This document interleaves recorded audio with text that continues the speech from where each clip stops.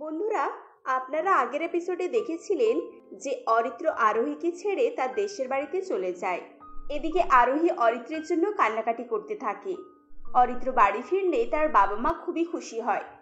বাবা অরিত্র, এতদিন পর আমার মনের সব ইচ্ছা পূরণ হলো। এবার আমি তোর বিয়েটা ধুমধাম করে দিতে পারবো। কয়েকদিনের মধ্যেই অরিত্রের বিয়ে সিনথিয়া নামের একটি মেয়ের সঙ্গে হয়ে যায়। বিয়ের পর অরিত্র একটু একটু করে আরোহীকে ভুলতে থাকে, কিন্তু আরোহী অরিত্রকে ভুলতে পারে না। সে তার বাবা মার কাছে প্রত্যেকদিন ইন্ডিয়া আসার জন্য বায়না করতে থাকে। একদিন ডকুমেন্টস খুলতে গিয়ে আরোহী কিছু ছবি ও চিঠিপত্র দেখতে পায়। সেগুলো এতদিন তার থেকে লুকিয়ে রাখা হয়েছিল। ছবি এবং চিঠিপত্র আরোহী নিজের ব্যাগের মধ্যে পুরে রাখে। তারপর বাবা মাকে কোনো রকমে বুঝিয়ে সুঝিয়ে এক সপ্তাহের মধ্যেই টিকিট করে সে ইন্ডিয়া চলে আসে। এখানে সে অরিত্রকে কোথায় খুঁজবে, এজন্যই তার মাথায় বুদ্ধি আসে একটি ডিটেকটিভকে এ ব্যাপারে জানাবে। যেমন ভাবা তেমন কাজ। ডিটেকটিভ অর্ঘ্য আরোহীর সঙ্গে কথাবার্তা বলে। ম্যাডাম, আমি আপনার সম্মান বুঝতে পারছি। আপনি আমাদেরকে 2 দিন সময় দিন, আমি মিস্টার অরিত্রের পুরো ঠিকানা আপনাকে দিয়ে দেব। আচ্ছা ঠিক আছে, তবে বেশি দেরি করবেন না। আমি এখানে খুব বেশি দিন থাকতে পারবো না। আপনি নিশ্চিন্তে থাকুন, আমি 2 দিনের বেশি সময় নেব না। আরোহী একটি হোটেলে 2 দিন অপেক্ষা করে। 2 দিন পর অর্ঘ্য তার কাছে আসে আর বলে, আরোহী ম্যাডাম, আমি আদিত্যর ঠিকানা খুঁজে পেয়েছি। তবে আমার মনে হয় আপনার ওখানে না যাওয়াটাই ভালো। ওখানে উনি ওনার ফ্যামিলি নিয়ে থাকেন। তাছাড়া আপনি কি পরিচয় নিয়ে ওখানে যাবেন? আপনাকে চিন্তা করতে হবে না, আমি কিছু না কিছু একটা পরিচয় দিয়ে দেব। আর আপনি আমার এত বড় সাহায্য করেছেন তার জন্য অনেক থ্যাঙ্কস। এই নিন আপনার ফিজ। আপনার এখন ফিস লাগবে না, আপনি এখন আদিত্যবাবুর কাছে ঘুরে আসুন, তারপর যা হয় তা দেখা যাবে। ফিজ লাগবে না কেন? এটা তো আপনার কাজ, আপনাকে তো ফিজ নিতেই হবে। আর আপনি বারবার এরকম কেন বলছেন? আপনি কি কিছু জানেন? না মানে সেরকম কিছু না, আপনি একবার ঘুরেই আসুন। আর এই নিন আমার কন্ট্যাক্ট নাম্বার, কোনো কিছু প্রয়োজন হলে আমাকে ফোন করে নেবেন। Thank you so much. ইন্ডিয়াতে এসে আপনাকে প্রথম বন্ধু হিসাবে পেলাম। এরপর আরোহী অরিত্রের বাড়িতে চলে যায়। দরজার কলিং বেল বাজানোর পর অরিত্রের স্ত্রী সিনথিয়া দরজা খোলে। তাকে দেখে আরোহী বলে, হাই, এটা কি অরিত্রের বাড়ি? আমি ওর ফ্রেন্ড, ইউএসএ থেকে এসেছি। ও আচ্ছা আচ্ছা, ভেতরে আসুন। কে এসেছে বৌমা? মা, ইনি আপনার ছেলের বান্ধবী, বিদেশ থেকে এসেছে। আরোহীকে দেখে বিদিশা দেবী খুব একটা খুশি হন না এবং বলেন, বিদেশ থেকে এসেছে? তা হঠাৎ এভাবে কাউকে না জানিয়ে? অরিত্র তো এ ব্যাপারে আমাদের কিছু বলেনি। না না আন্টি, আমি অরিত্রকে কিছুই জানাইনি। আসলে আমি সারপ্রাইজ দিতে চেয়েছিলাম। আপনি ভেতরে আসুন না, দাঁড়িয়ে দাঁড়িয়ে আর কতক্ষণ কথা বলবেন? সিনথিয়া আরোহীকে ভেতরে নিয়ে যায়। এরপর সে তার জন্য চা করতে কিচেনে গেলে বিদিশা দেবীও তার পেছন পেছন কিচেনে যায় আর বলে, বৌমা, এই মেয়েগুলোকে তুমি চেনো না? এরা বিদেশ থেকে আসে, ছেলেদের মাথা খারাপ করে দেয়। 2 দিন পরে দাবি করবে অরিত্রের সঙ্গে ওর বিয়ে হয়েছে বিদেশে, আর ওদের বাচ্চা আছে। এসব তুমি সহ্য করতে পারবে তো? মা, আপনি এসব কি বলছেন? আমি এসব বহু দেখেছি, তাই বলছি। তুমি এখন 3 মাসের গর্ভবতী। নিজের বাচ্চার ভবিষ্যতের কথা ভাবো। নিজের স্বামী আর বাচ্চা নিয়ে সংসার করতে চাইলে এই মেয়েকে এক্ষুনি বিদায় করো। অরিত্র আসার আগে একে বাড়ি থেকে চলে যেতে বলো। কিন্তু মা, আমি কিভাবে বলবো? তাছাড়া আপনার ছেলে যদি জানতে পারে তাহলে কত খারাপ হবে বলুন তো। ও কিচ্ছু জানতে পারবে না। তুমি যদি না বলতে পারো তাহলে এই মেয়ে সারা জীবন তোমার সুখ শান্তি কেড়ে নেবে। এখন সাহস করতে না পারলে ভবিষ্যৎ বলে আর কিচ্ছু থাকবে না। শাশুড়ির কথায় সিনথিয়া খুব চিন্তিত হয়ে পড়ে। প্রথমে সে চা করে নিয়ে আরোহীকে দেয়। এরপর তাকে বলে, দেখো আরোহী, আমি জানি না অরিত্রের সঙ্গে তোমার কেমন বন্ধুত্ব ছিল, তবে ও এখন বিবাহিত, আমি ওর স্ত্রী, আর আমি 3 মাসের গর্ভবতী। তাই আমি চাই না কোনো রকম কিছু বাধা আমাদের জীবনে আসুক আর আমাদের সুখে সংসারটাকে ছিন্ন বিচ্ছিন্ন করে দিক। আরোহী পাথরের মূর্তির মতো সিনথিয়ার কথা শুনছিল। এতক্ষণ সে সিনথিয়াকে দেখছিল, কিন্তু সিনথিয়া যে অরিত্রের স্ত্রী সেটা সে বুঝে উঠতে পারছিল না। এখন সিনথিয়ার মুখে এসব কথা শুনে তার মাথা কাজ করা বন্ধ করে দিয়েছিল। আরোহী, আমার কথা তুমি বুঝতে পারছো? আমি চাই না তুমি আমাদের জীবনে কোনো রকমের সমস্যা তৈরি করো। তাই প্লিজ তুমি চা খেয়ে এক্ষুনি বিদায় নাও। আর প্লিজ অরিত্রের সঙ্গে দেখা করার বা যোগাযোগ করার কোনো চেষ্টা করো না। আরোহী কোনো কথা না বলেই এবং চা না খেয়েই সেখান থেকে চলে যায়। হোটেলে ফিরে এসে সে খুব কান্নাকাটি করতে থাকে।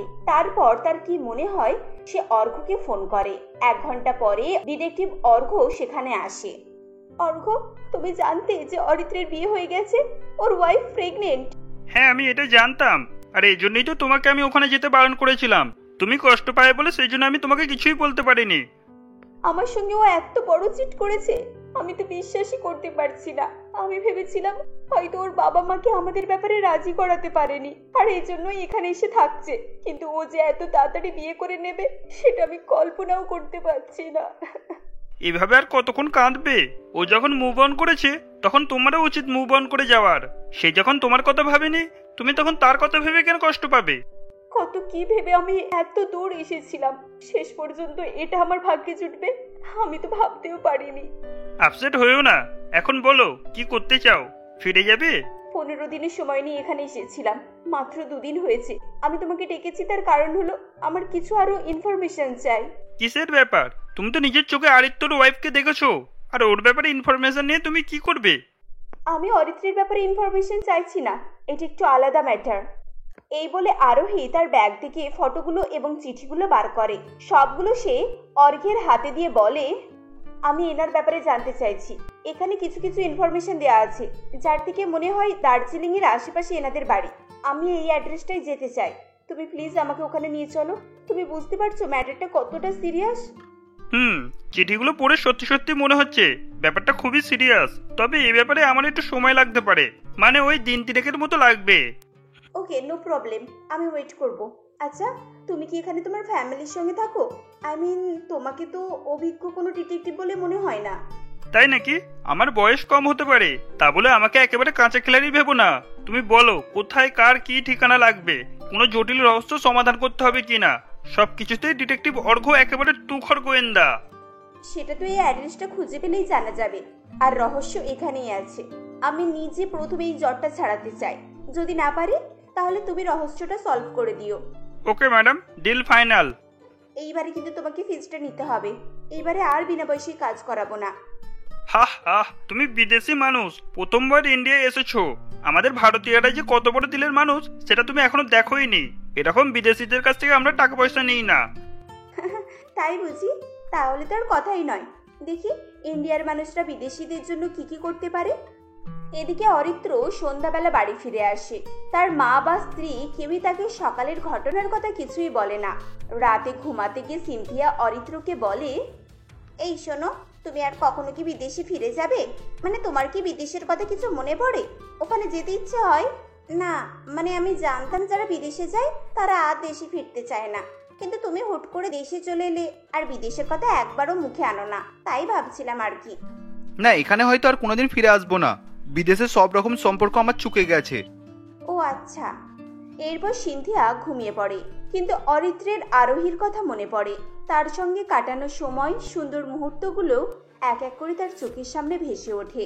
সেদিন অরিত্র ভালো করে ঘুমাতেও পারে না, এবং সে বুঝতে পারে যে সে এখনো কোথাও না কোথাও আরোহীকে খুব মিস করে। 3 দিন পর অর্ঘ্য আরোহীকে নিয়ে দার্জিলিং এর উদ্দেশ্যে বেরিয়ে পড়ে। সেখানে মিসেস পুনামের বাড়ি খুঁজে আরোহী বাড়ির সামনে এসে উপস্থিত হয়। অর্ঘ্য গাড়িতেই অপেক্ষা করে। আরোহী বেল বাজানোর পর একটি কাজের মেয়ে দরজা খোলে। কে? কাকে চাই আপনার? আমার নাম আরোহী, আমি ইউএস থেকে এসেছি।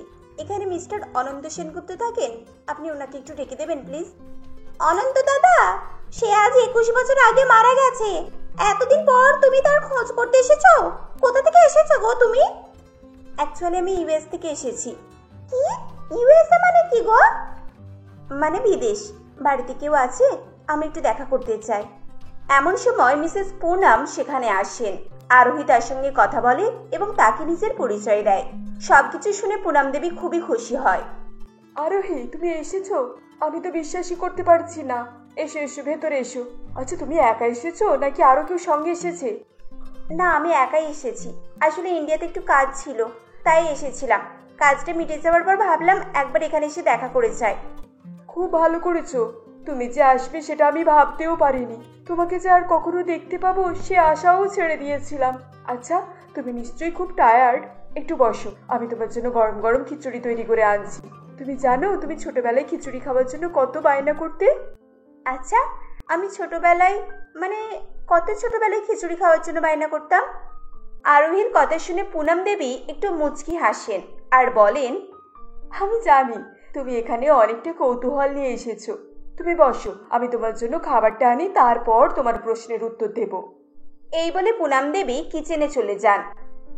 বন্ধুরা, এবার কি হবে? পুনম দেবীর সঙ্গে আরোহীর কি সম্পর্ক ছিল? ওই চিঠি বা ছবিতে এমন কি ছিল যে আরোহী এত দূরে আসতে বাধ্য হয়েছে? এই সব কিছু জানতে হলে আমাদের গল্পের পরবর্তী অংশ অবশ্যই দেখুন।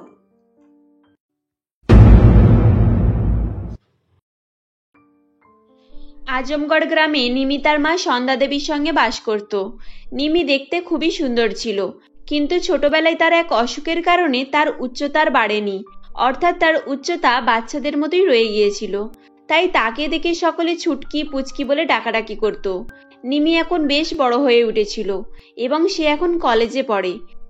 একদিন সে কলেজে গেলে, এই ডালিয়া, আমার তো মনেই নেই রে, আমাদের অ্যানুয়াল ফাংশনের রোল প্লের জন্য যে বাচ্চা ক্যারেক্টারটা দরকার সেটা আমরা কোথা থেকে পাবো, এ বিষয়ে কিছু ভেবেছিস? আরে সে নিয়ে তোকে চিন্তা করতে হবে না, আমাদের 3 ফুটের নিমিকির জন্য আছে। আমি তো ভেবে রেখেছি বাচ্চা ক্যারেক্টারটা ওকে দিয়েই করাবো। তুই দেখিসনি যখন আমাদের স্কুলে বার্ষিক ক্রীড়া প্রতিযোগিতা হতো, ওই গেঁড়ির নাম সি গ্রুপের বাচ্চাদের সঙ্গেই উঠতো। হ্যাঁ সত্যিই তো, এটা তো আমি আগে ভাবিনি।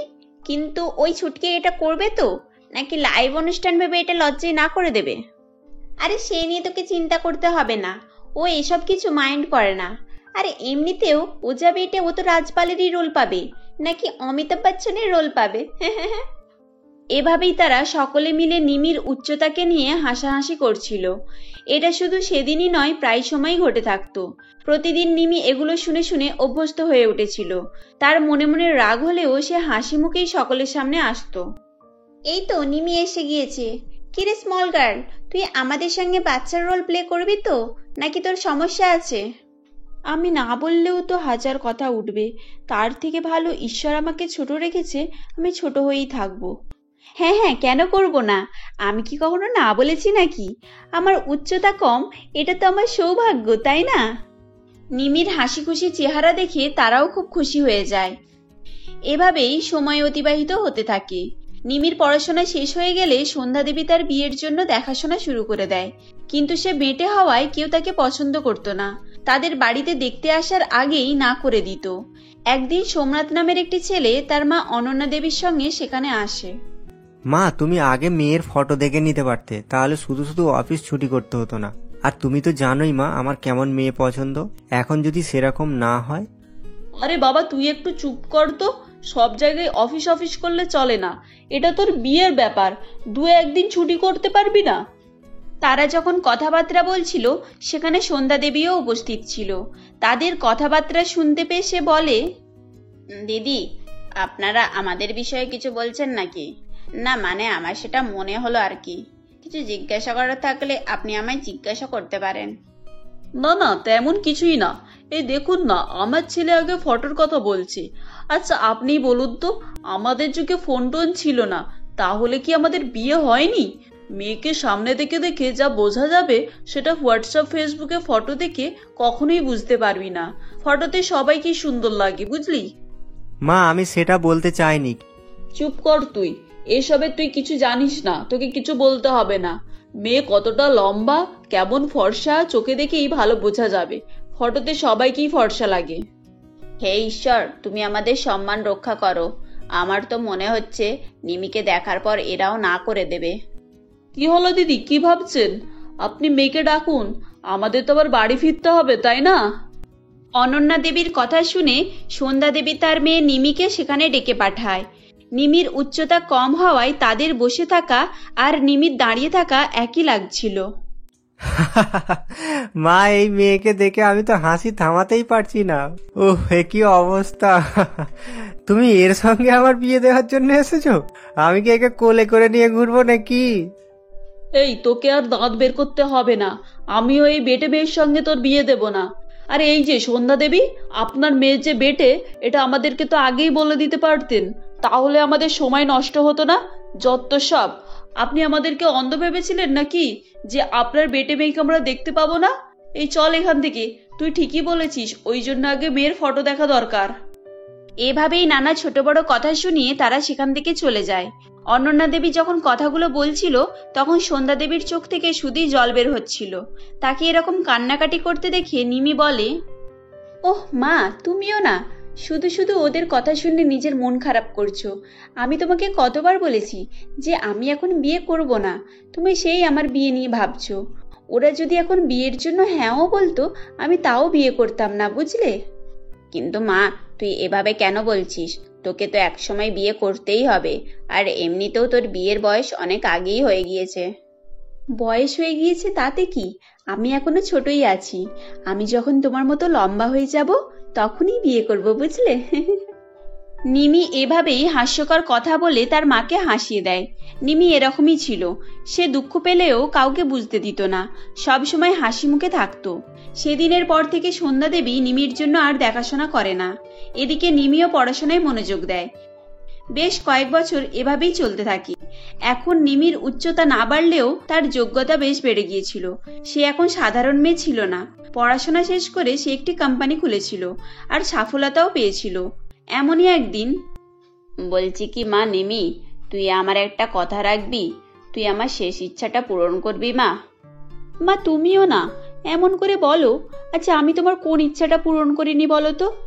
হ্যাঁ, সেজন্যই তো বলছি রে মা, তুই তোর জীবনে সবকিছু করেছিস, পড়াশোনা করেছিস, নতুন কোম্পানি খুলেছিস, ভালো পরিচিতি পেয়েছিস, শুধু বিয়েটা করলেই আমি শান্তি পাবো।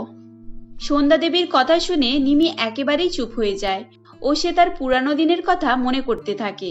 তখন সন্ধ্যা দেবী তাকে বলে, দেখ মা, তুই চিন্তা করিস না, আমি তোর ব্যাপারে ওদেরকে সবকিছু জানিয়ে দিয়েছি। ওরা জেনে বুঝেই এখানে আসছে। সে ঠিক আছে মা, কিন্তু সেই একই কথা এসে বলবে মেয়ে বেটে। আচ্ছা তুমি বলো তো, বারবার একই জিনিস কারোর ভালো লাগে? আজ না হয় আমাদের সামনাসামনি কিছু বলবে না, কিন্তু পরে সেই আমার উচ্চতা নিয়ে নানা কথা বলবে। একদিক থেকে নিমি ঠিকই, আর এটা সন্ধ্যা দেবীও ভালোভাবে জানতো। কিন্তু অলোক ও তার মা নিজে থেকেই সম্বন্ধ পাঠানোয় সন্ধ্যা দেবীর একটু হলেও মত ছিল। কয়েকদিন পর অলোক তার মা শকুন্তলা দেবীকে নিয়ে নিমিদের বাড়িতে দেখাশোনার জন্য আসে।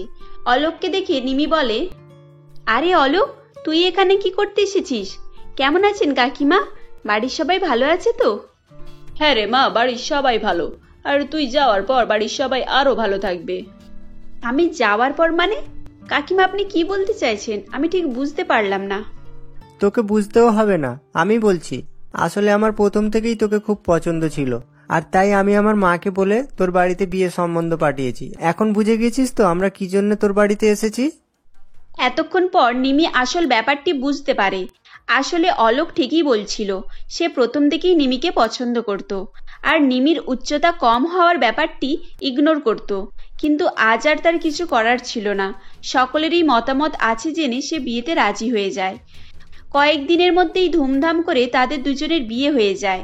বিয়ের পর শকুন্তলা দেবী নিমিকে নিজের মেয়ের মতো করেই ভালোবাসতে থাকে, আর নিমিও শকুন্তলা দেবীর বাড়িতে গিয়ে তার বাড়িকে আলোকিত করে তোলে। এভাবেই একটি নতুন সংসার গড়ে ওঠে। আসলে পৃথিবীতে সব মানুষ ভালো দেখতে শুনতে খোঁজে না, কিছু কিছু লোকজন ভালো মনের মানুষও খোঁজে। তো বন্ধুরা, আজকের আমাদের গল্প তোমাদের কেমন লাগলো কমেন্ট করে জানাও। গল্পটি ভালো লাগলে লাইক করো ও তোমাদের বন্ধুর সঙ্গে শেয়ার করো। আর প্রতিদিন এরকম মজার মজার গল্প পেতে আমাদের চ্যানেলটি অবশ্যই সাবস্ক্রাইব করো। ধন্যবাদ।